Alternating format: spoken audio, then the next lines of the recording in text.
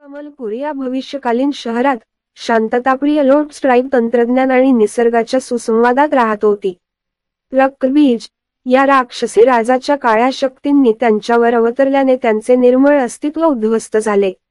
Lotus ट्राईबच्या नेत्या, ज्ञानी आणि धैर्य कविता यांनी त्यांचे आदरणीय गुरु भगवान विष्णू यांचे मार्गदर्शन मागितले.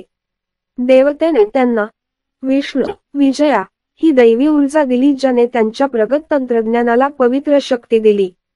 नवीन सामर्थ्याने लोट्स ट्राईबने राक्षसांचा सामना करण्यास तयार केले.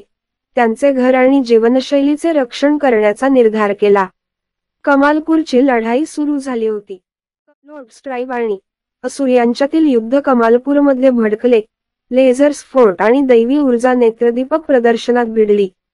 कविता पवित्र कमळ राजदंड धारण करत रक्तबीजाच्या सैन्यावर आरोपाचे नेतृत्व केले.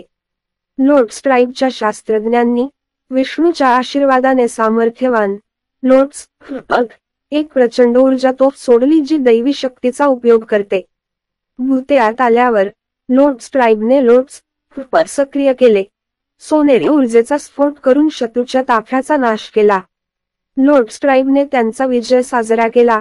त्यांचे शहर वाचवले आणि त्यांचा देव विष्णूवरील विश्वास पुन्हा पक्का झाला. कविताने घोषित केले, आमच्या गुरूंच्या आशीर्वादाने वाईटावर विजय झाला आहे.